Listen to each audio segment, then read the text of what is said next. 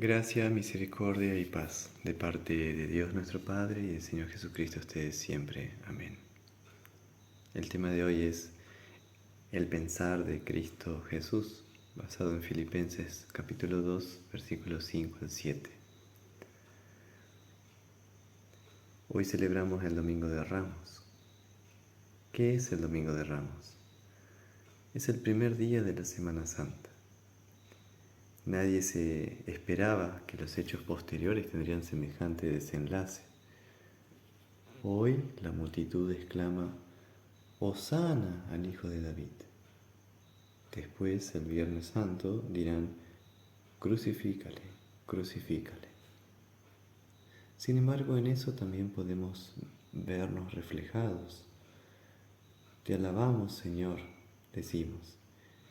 Y al otro día: Dios, ¿dónde estás? Me invade la ansiedad, el temor, las dudas. ¿Por qué, Señor? A pesar de que Cristo está con nosotros, a veces tenemos momentos de debilidad en la fe. Porque aún siendo nuevas personas en Cristo, todavía arrastramos al viejo Adán con nosotros. Y a veces hay momentos en los que pasamos por angustia, soledad, ansiedad y pena, estrés, etc. Sea debido a nuestros pecados, o por la situación del mundo, o por el ritmo de vida de la sociedad en la cual vivimos y estamos metidos. Momentos en que nos sentimos confundidos, oprimidos, anulados, y que con gusto quisiéramos estar en un lugar diferente, o en una playa, o escaparnos, o que todo cambiara para bien y que termine el sufrimiento de esta vida. Pero no podemos escapar de la realidad que nos toca vivir, sino que podemos hacer algo mejor como cristianos. ¿Qué se puede hacer? ¿Qué consejo nos ofrece el apóstol para pensar y ser mejor, para vivir mejor en la vida cristiana? Él, el apóstol Pablo, que escribe esto estando preso debido a su fe cristiana y que no estaba pasando nada bien, imaginen lo que significa estar privado de la libertad, les escribe a los cristianos de Filipos de la siguiente manera: Hermanos, haya pues en vosotros este sentir que hubo también en Cristo Jesús. Filipenses 2:5. Antes de explicar el pasaje, conviene aclarar que San Pablo en realidad escribe lo siguiente: haya en vosotros este pensar que hubo también en Cristo Jesús. El original griego no habla de sentir como Jesús, sino de pensar como Jesús. Así que Pablo dice: hagan ustedes el mismo pensar de Cristo Jesús. Tengan la misma mentalidad que Jesús. Aclarado esto, seguimos adelante y preguntamos: bien, Pablo, ¿y cuál es esa mentalidad de Jesús que tú nos recomiendas tener para efectivamente llevar una vida conforme a la manera de pensar de nuestro Señor? ¿Cuál es la manera de pensar de Jesús que tú enseñas que debemos aspirar a tener para así poder decir que tenemos una mentalidad cristiana y no una mentalidad mundana? ¿Cuál es esta manera de pensar cristiana que es distinta a la manera de pensar del mundo? Aquí San Pablo nos responde así: hermanos, que hayan ustedes el pensar de Cristo Jesús, el cual, siendo en forma de Dios, no estimó el ser igual a Dios como cosa a qué aferrarse, sino que se despojó a sí mismo, tomando forma de siervo, hecho semejante a los hombres, y estando en la condición de hombre, se humilló a sí mismo, haciéndose obediente hasta la muerte y muerte de cruz. Filipenses 2, 6 al 8. ¿Vieron eso? La historia de la pasión de Cristo nos cambia la mente y el corazón. A eso llamamos conversión, es decir, un verdadero cambio de vida, un sincero arrepentimiento, obrado por Dios mediante su palabra. Esta palabra te enseña y te entrega también como un don un corazón nuevo, perdonado y una mentalidad nueva, iluminada ahora por la obra de Cristo. Es la palabra que trae luz a nuestra mente ciega y en tinieblas, para que veamos en Cristo Jesús la luz de Dios. ¿Y cuál es esta luz? El Evangelio de que Cristo Jesús no tuvo en cuenta, no consideró, no retuvo para sí mismo su majestad divina junto al Padre y el Espíritu Santo. Cristo Jesús no es un Dios ajeno a nuestro mundo.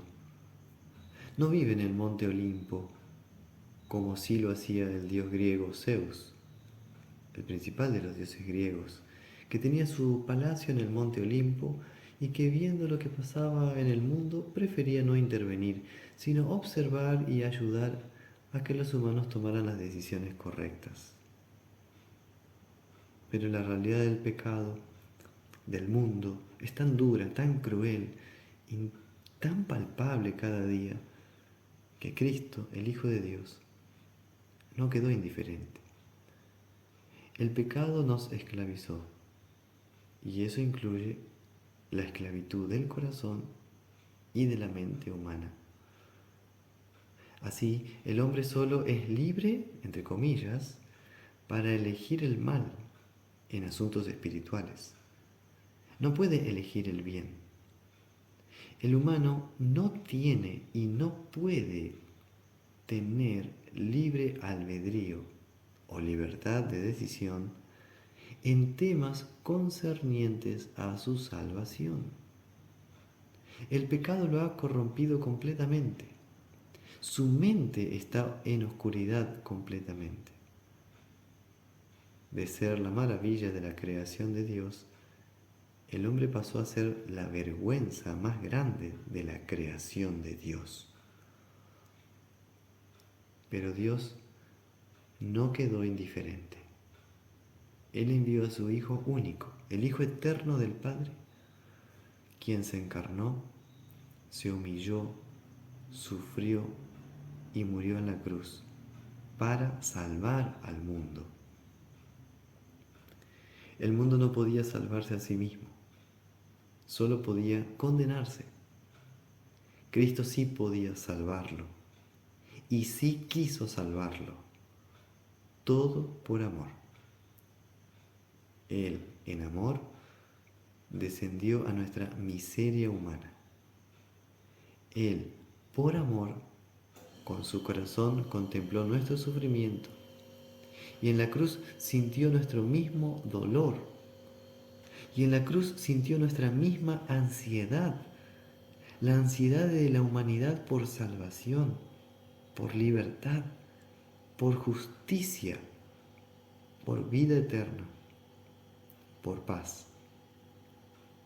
Cristo sintió, vio y notó esto en el mundo, en ti y en mí, en nosotros, en esta congregación, en esta ciudad y en este país, y se compadeció de nosotros.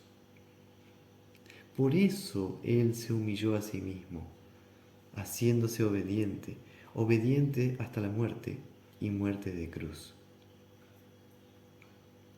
Pero Cristo no solo se humilló a sí mismo por nosotros, a fin de rescatarnos del pecado, de la muerte y de los poderes del mal, sino que también Dios le exaltó hasta lo sumo, hasta lo más alto, y le dio un nombre que es sobre todo nombre, para que toda lengua confiese que Jesucristo es el Señor, para gloria de Dios Padre.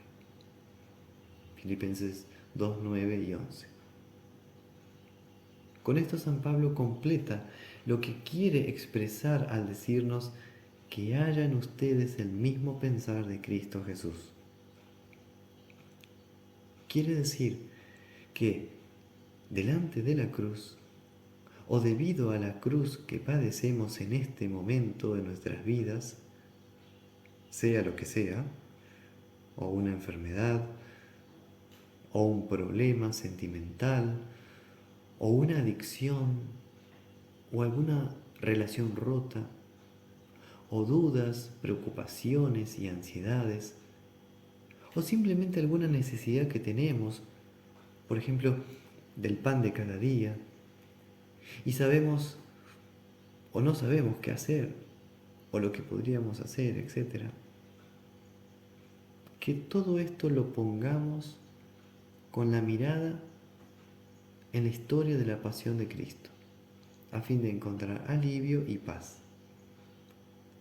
Pablo desea que la mentalidad cristiana sea puesta en Cristo crucificado, en primer lugar, y seguido en Cristo resucitado. Que tengamos en todo momento, en toda situación, esta doble imagen de nuestro Salvador, su sufrimiento y su muerte, pero también la resurrección que le sigue. Y que este sea el molde de nuestra manera de pensar en toda situación de la vida. Que no nos desviemos de eso, para que la Iglesia no caiga en el pecado del orgullo o de la división, sino que esto sea crucificado y muera cada día, para que cada día resucite en mí y en la Iglesia la humildad, la solidaridad y la hermandad de Jesús. Y así yo no me asocio a otros por conveniencia o por acomodo, sino que me asocie con los humildes en espíritu, como dice Mateo 5:3, con los pobres de corazón, con los que necesitan mi ayuda, con los que necesitan del amor de Jesús. La manera de pensar cristiana, entonces, tiene una forma, un molde. Tiene como centro la pasión, muerte y resurrección de Cristo. La manera de pensar cristiana no tiene como fundamento el orgullo humano o la búsqueda de una gloria terrenal. Tiene como eje lo que llamaría de Cristo estima.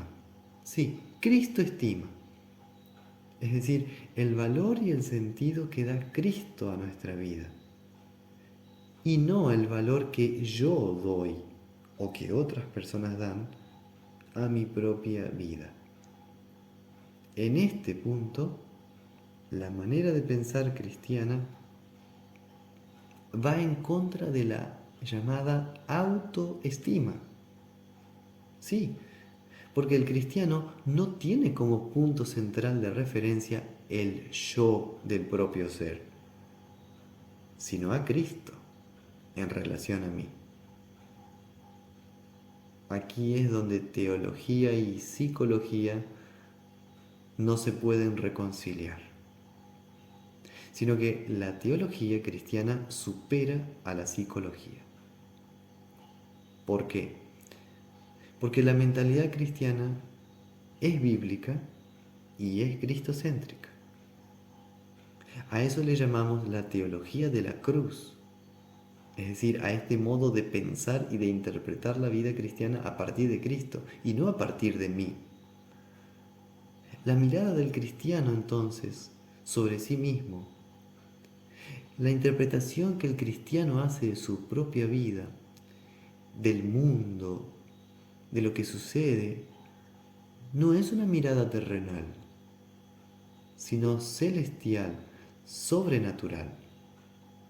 Porque pensar y entender la realidad mía, de mi familia, del mundo y de lo que pasa en la iglesia, así como Cristo la ve y la entiende, no es obra mía, sino que es una obra exclusiva del Espíritu Santo. Es el Espíritu Santo el que me ha guiado a entender la vida, a interpretarla y a vivirla a partir de la humillación de Cristo, una humillación voluntariamente aceptada por nosotros, y a partir también de su exaltación y victoria definitiva el domingo de Pascua, exaltación que no efectuó el mismo Cristo, sino que Dios el Padre efectuó en el cuerpo de Jesús al resucitar a su Hijo de entre los muertos. Así que también podríamos agregar que la manera de pensar del cristiano es trinitaria, porque el Padre envía al mundo a su Hijo para salvarlo, por su cruz y resurrección. Y el Espíritu Santo es quien me ilumina con la palabra para captar, creer y recibir esto.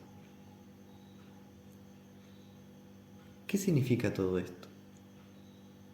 Significa que según esta manera de pensar, según Cristo Jesús, según su historia de salvación, tal como nos enseña Filipenses capítulo 2, la iglesia, si pasa por crisis, por ejemplo, en una liga de damas o de caballeros o de jóvenes, o los maestros de escuela bíblica, o los niños, o los ancianos, o la comisión directiva, o el propio pastor, etc. O si mi familia pasa por una crisis, o si yo mismo estoy pasando por una crisis o un momento difícil en mi vida, un momento de cruz, o de pena, o de prueba, o de preocupación, o de tentación, lo que Lutero llamaba el Anfechtung, en esos momentos no debo perder de vista el punto de vista espiritual y cristiano de esa situación, porque mi mentalidad debe estar en sintonía con la manera de pensar de Cristo Jesús. Este punto de vista espiritual y cristiano nos enseña que después de la cruz le sigue la gloria. Después del sufrimiento viene la victoria. Después de la cruz y el sepulcro viene la resurrección y la vida. Significa que la fe va a ser puesta a prueba. Nuestra fe pasará por sufrimientos. Pero eso no nos debe llevar a dudar de Dios o de su palabra o de su amor, sino que la experiencia que estamos atravesando ha de afirmarse todavía más en la palabra de la promesa que dice: el Señor es mi pastor, nada me faltará. Aunque la existencia del cristiano está en constante peligro debido al mundo, al diablo y a su propia carne, hemos de creer que nuestro Dios de gracia es más grande y más poderoso que todos los pecados, que todo el mundo y que todos los demonios y que todos los problemas. Porque creemos en Dios Padre Todopoderoso, Creador del cielo y de la tierra. Así que, hermanos, si de pronto nos asaltan el miedo o la preocupación, así como vienen de rápido estas cosas, así también de rápido debo encomendárselo a Dios en oración, rogar a Él, porque solo Él tiene el poder para solucionar mis problemas y devolverme la paz y la tranquilidad. Ustedes saben, solo Jesús pudo calmar la tormenta en el mar cuando el barco se hundía. Así que si de pronto me asaltan o una enfermedad desconocida, o si de pronto el ladrón entra en mi casa a la noche, soy llamado por Cristo a mantener la calma, pues Él me asegura, no tengas miedo, yo soy tu Dios, yo estoy contigo. ¿Por qué te pasa esto? Tú no lo sabes, pero yo sí. Así que no te amargues la vida. Yo me hago cargo.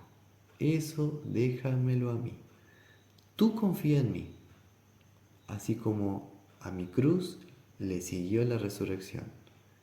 Y antes de morir me encomendé en las manos del Padre diciendo, Padre, en tus manos encomiendo mi espíritu. Tú haz lo mismo. Te he dado ejemplo para que sigas mis pisadas. Y otro ejemplo, hermanos, si nos sentimos solos, o si creen que están por perder la paciencia, o el enojo quiere salir como la lava sale de un volcán, o tal vez cuando estamos sin trabajo, o cuando fracasamos en el estudio o en el deporte, o no nos sale lo que hemos planeado y nos sentimos de repente como si el mundo se nos viniera abajo, por favor, recuerden este versículo de Filipenses 2:5. Haya en vosotros este pensar que hubo también en Cristo Jesús. Recuerden su amarga cruz y su gloriosa resurrección. Recuerden que su pasión tenía un buen propósito, porque Cristo es el Hijo de Dios y lo sufrió por nosotros. Así también, si algo sufren, si padecen alguna injusticia, cuando ustedes saben que fueron honestos, justos, amables y fieles, sepan que Dios mira desde el cielo con piedad y que a su debido tiempo intervendrá con su diestra poderosa. Los bendecirá, los levantará nuevamente, los exaltará, así como exaltó a su Hijo. Porque ustedes son sus hijos en Cristo Jesús. Y Dios no desampara y no se olvida nunca de sus hijos. En conclusión, hermanos, todo lo que es verdadero, todo lo honesto, todo lo justo, todo lo puro, todo lo amable, todo lo que es de buen nombre, si hay virtud alguna, si algo digno de alabanza, en esto pensad. Lo que aprendisteis y recibisteis y oísteis y visteis en mí, esto haced, y el Dios de paz estará con vosotros. Filipenses 4, 8 y 9. Que la gracia del Señor Jesús, el amor de Dios y la comunión del Espíritu Santo sea con ustedes siempre para la vida eterna. Amén.